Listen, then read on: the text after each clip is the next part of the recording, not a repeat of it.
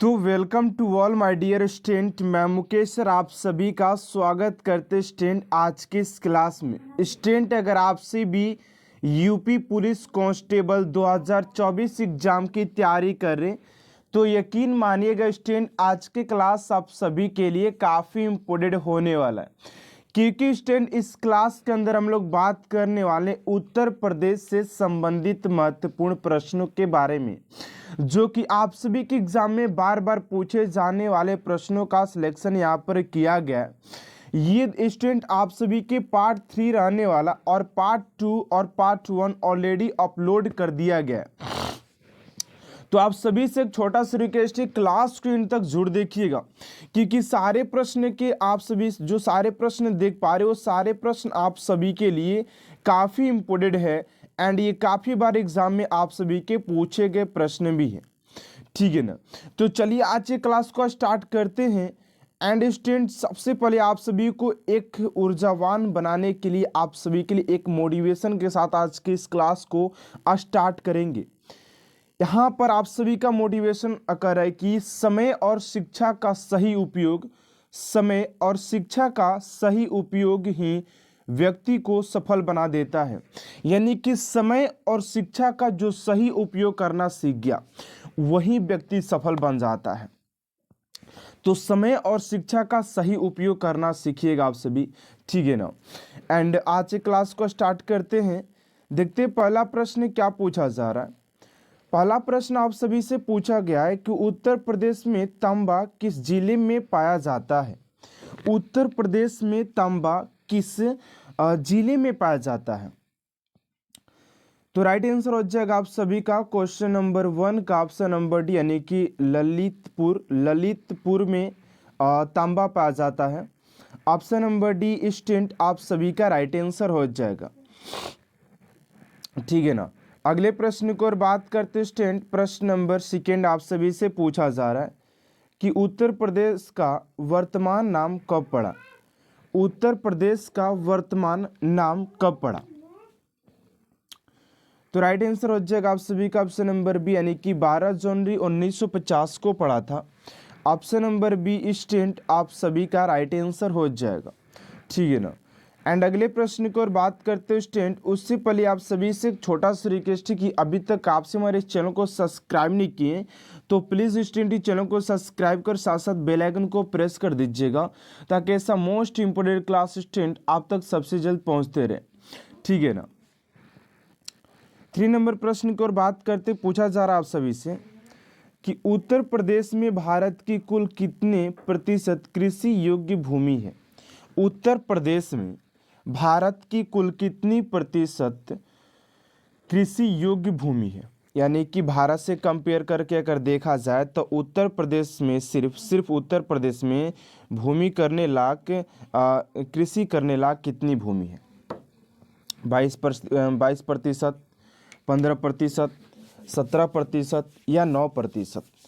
तो right answer हो जाएगा स्टूडेंट आप सभी का क्वेश्चन नंबर 3 का ऑप्शन नंबर ए, यानी कि 22%, यानी कि 22% हो जाएगा।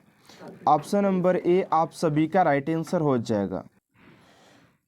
तो अगले प्रश्न को और बात करते स्टूडेंट आप सभी से 4 नंबर प्रश्न पूछा जा रहा है कि संपूर्ण भारत का लगभग कितना खाद्यान्न उत्तर प्रदेश उत्पादित करता है। करें कि संपूर्ण भारत का लगभग कितना खाद्यान्न उत्तर प्रदेश उत्पादित करता है। तो राइट आंसर हो जाएगा स्टूडेंट आप सभी का 4 का ऑप्शन नंबर डी, यानी कि 21% ये क्या करता है उत्पादित करता है। ऑप्शन नंबर डी स्टूडेंट आप सभी का राइट आंसर हो जाएगा। एंड अगले प्रश्न की ओर बात करते स्टूडेंट आप सभी से 5 नंबर प्रश्न पूछा जा रहा है कि उत्तर प्रदेश को कृषि द्वारा लगभग कितना प्रतिशत आय होती है। कहा जा रहा है कि उत्तर प्रदेश को कृषि द्वारा लगभग कितनी आय होती है। तो 5 का जो राइट आंसर हो जाएगा ऑप्शन नंबर बी, यानी कि 68% होता है। ऑप्शन नंबर बी स्टूडेंट आप सभी का राइट आंसर हो जाएगा, ठीक है ना। अगले प्रश्न को और बात करते हैं बहुत सारे स्टूडेंटों को लग रहा है कि नहीं यार ऐसे प्रश्न नहीं पूछे जाते हैं, लेकिन स्टूडेंट मैं आपसे बता दूं कि आप सभी कुछ नहीं बोलना, आप सभी जाकर के सबसे पहले प्रीवियस इस क्वेश्चन को देख लीजिए, उसके बाद आप लोग पता लगेगा कि क्या यार ऐसे प्रश्न पूछे जाते हैं या नहीं। आप लोग के हर एक शिफ्ट में उत्तर प्रदेश से रिलेटेड प्रश्न आएगा ही आएगा, ठीक है ना। इसलिए जो सीरीज चल रहा है आप सभी के लिए, मैंने ऑलरेडी 2 क्लास अपलोड कर दिए जिसमें कि स्टूडेंटों का अच्छा खासा रिस्पॉन्स रहा। फिर मैंने सोचा कि नहीं अगला क्लास भी आप सभी के लिए लाना चाहिए, ताकि काफ़ी इंपॉर्टेंट प्रश्न आप सभी के लिए चल रहा है, ठीक है ना। तो जिसको सिलेक्शन लेना है वो तो देखेगा क्लास को, अब जिसको नहीं देखना वो तो नहीं देखेगा, वो तो बात की बात है। लेकिन जिसको दिल से लेना है, जिस दिल से तैयारी करना, वो तो देखेगा क्लास को, ठीक है ना। एंड 6 नंबर प्रश्न आप सभी से पूछा जा रहा है कि उत्तर प्रदेश में रॉक फास्फेट कहाँ पाया जाता है। उत्तर प्रदेश में रॉक फास्फेट कहाँ पाया जाता है। तो 6 का हो जाएगा ए, यानी कि बादा में पाया जाता है, ऑप्शन नंबर ए। अगले प्रश्न की ओर बात करते स्टूडेंट, आप सभी का 7 नंबर प्रश्न पूछा जा रहा है कि उत्तर प्रदेश में हीरा किस जिले से निकाला जाता है। उत्तर प्रदेश में हीरा किस जिले से निकाला जाता है। तो हीरा के बात करते स्टूडेंट, तो 7 का हो जाएगा बादा हो जाएगा, ऑप्शन नंबर ए हो जाएगा आप सभी का राइट आंसर, ठीक है ना। एंड अगले प्रश्न को बात कर लेते स्टूडेंट, 8 नंबर प्रश्न आप सभी से पूछा जा रहा है कि उत्तर प्रदेश में कौन सी मिट्टी सर्वाधिक पाई जाती है। तो उत्तर प्रदेश में बात करते स्टूडेंट की कौन सी मिट्टी सबसे अधिक पाई जाती है, तो ये हो जाती लाल व काली मिश्रित मिट्टी पाई जाती है, ऑप्शन नंबर डी आप सभी का राइट आंसर हो जाएगा। अगला प्रश्न आप सभी का 9 नंबर की non plastic fire play Uttar Pradesh में कहाँ पाया जाता है। Non plastic fire play clay Uttar Pradesh में कहाँ पाया जाता है। तो 9 का जो राइट आंसर हो जाएगा स्टूडेंट आप सभी का ऑप्शन नंबर यानी कि मिर्जापुर हो जाएगा, ऑप्शन नंबर ए आप सभी का राइट आंसर हो जाएगा। एंड अगले प्रश्न को और बात करते आप सभी से 10 नंबर प्रश्न पूछा जा रहा है कि उत्तर प्रदेश में यूरेनियम के भंडार कहाँ पाए जाते हैं। उत्तर प्रदेश में यूरेनियम के भंडार कहाँ पाए जाते हैं। तो 10 का हो जाएगा यानी कि ललितपुर में पाए जाते हैं, ऑप्शन नंबर ए स्टूडेंट आप सभी का राइट आंसर हो जाएगा, ठीक है ना। क्या हो जाएगा, ललितपुर हो जाएगा। अगले प्रश्न की ओर बात करते हैं आप सभी का 11 नंबर प्रश्न पूछा जा रहा है कि उत्तर प्रदेश का भारत के चावल उत्पादन राज्य में कौन सा स्थान है। कहा जा रहा है कि उत्तर प्रदेश का भारत के चावल उत्पादन राज्य में कौन सा स्थान है। तो ये हो जाएगा आप सभी का द्वितीय स्थान हो जाएगा, ऑप्शन नंबर बी। कौन सा स्थान हो जाएगा, तो द्वितीय स्थान। एंड अगले प्रश्न को और बात कर लेते हैं आप सभी का 12 नंबर प्रश्न कि उत्तर प्रदेश में किस मौसम में सरसों की उपज की जाती है। उत्तर प्रदेश में किस मौसम की सरसों की उपज की जाती है। तो 12 का हो जाएगा आप सभी का सी यानी कि रबी हो जाएगा, ऑप्शन नंबर सी यानी कि रबी, ठीक है ना। एंड अगले प्रश्न को और बात करते स्टूडेंट आप सभी का 13 नंबर प्रश्न कि तंबाकू की कृषि उत्पादन में किस कार्य के लिए किया जाता है। तंबाकू की कृषि उत्तर प्रदेश में किस कार्य के लिए किया जाता है। तो 13 का हो जाएगा सी यानी कि खाने और हुक्का हेतु किया जाता है, ऑप्शन नंबर सी। एंड अगले प्रश्न को और बात करते 14 नंबर प्रश्न कि उत्तर प्रदेश में सर्वाधिक सिंचाई निम्नलिखित में से किस साधन द्वारा की जाती है। कह रहा है कि उत्तर प्रदेश में सर्वाधिक सिंचाई निम्नलिखित में से किस साधन द्वारा किया जाता है। कुएं और नलकूप से किया जाता है। कुआं और नलकूप से अधिकतर ले किया जाता है देखा जाए तो ऑप्शन नंबर डी आप सभी का राइट आंसर हो जाएगा। स्टूडेंट अगर आप सभी को भी क्लास अच्छा लग रहा है तो क्लास को एक लाइक जरूर कीजिएगा, ठीक है ना। एंड 15 नंबर प्रश्न की ओर बात करते आप सभी से पूछा जा रहा है कि उत्तर प्रदेश में गोकुल राज का निर्माण कब प्रारंभ किया गया था।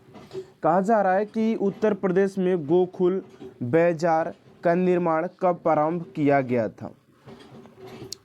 तो 15 का हो जाएगा आप सभी का ऑप्शन नंबर ए, यानी कि दिसंबर 1990। यहाँ पर 14 और एंड यहाँ पर 15, ठीक है, कोई दिक्कत नहीं। दिसंबर 1990 में ऑप्शन नंबर ए, ठीक है ना। एंड अगले प्रश्न की ओर बात करते हैं स्टूडेंट, आप सभी का 16 नंबर प्रश्न पूछा जा रहा है कि उत्तर प्रदेश की सबसे लंबी नहर कौन सी है? तो उत्तर प्रदेश की बात करते स्टूडेंट कि आप सभी के सबसे लंबी नदी कौन सी हो जाती है?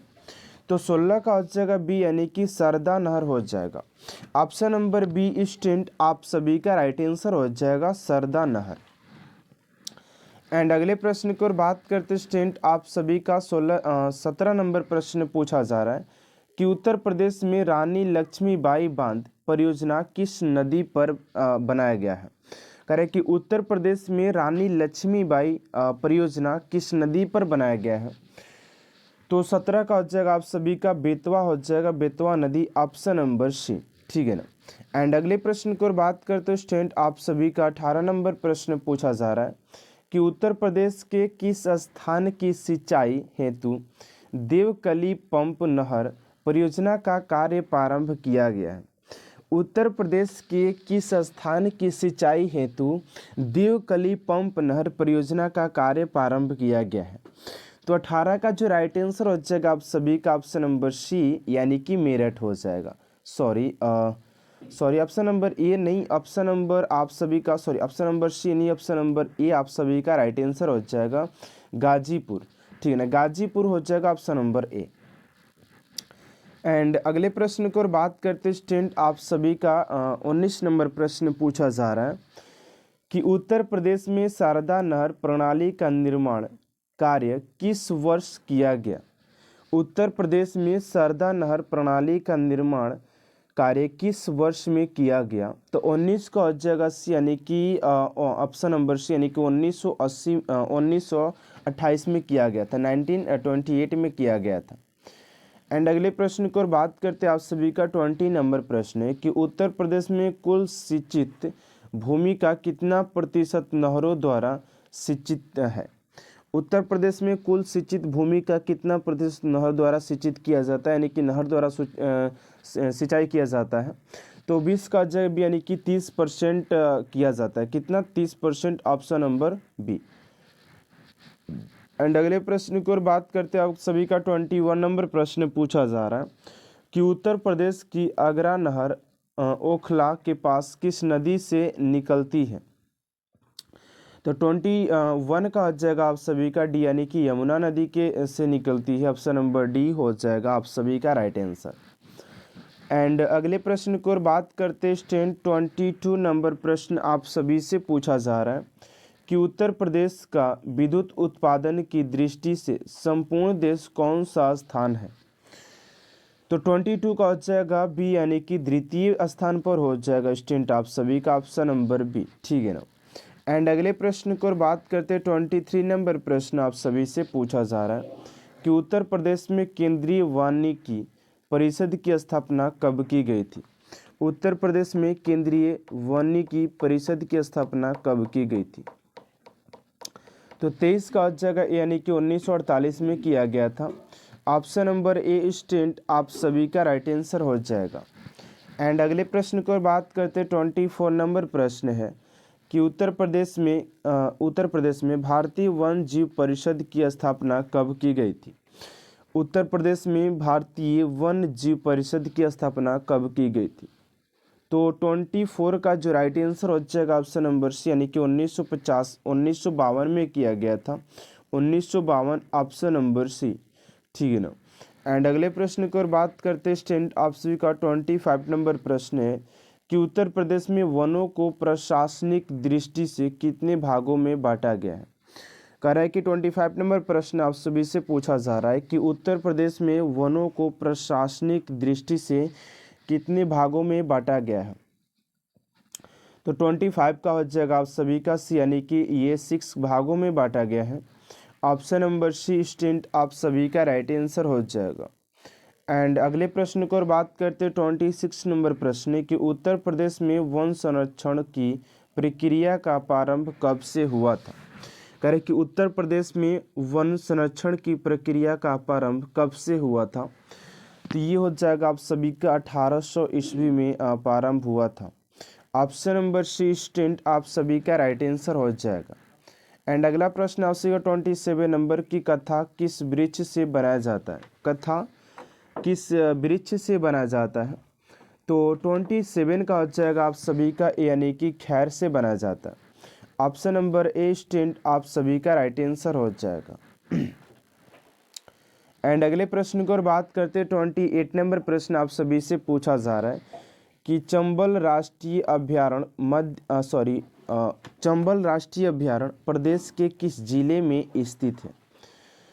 तो 28 का हो जाएगा डी यानी कि बंदा हो जाएगा। ऑप्शन नंबर डी आप सभी का राइट आंसर हो जाएगा।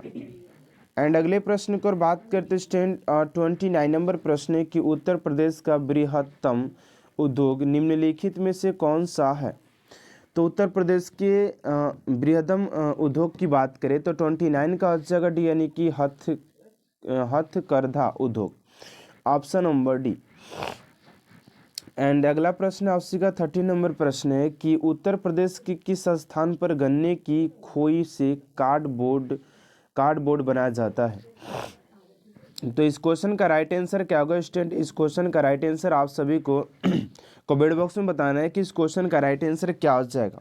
तो आज के क्लास को यही तक एंड करते हैं स्टूडेंट। आप सभी को क्लास कैसा लगा कमेंट बॉक्स में जरूर लिखिएगा। अगर आप सभी को क्लास अच्छा लगे तो प्लीज चैनल को सब्सक्राइब कर साथ साथ बेल आइकन को प्रेस कर दीजिएगा ताकि सब मोस्ट इंपॉर्टेंट क्लास स्टूडेंट आप तक सबसे जल्द पहुँचते रहे। मिलते हैं नेक्स्ट क्लास में। Thanks for watching my class.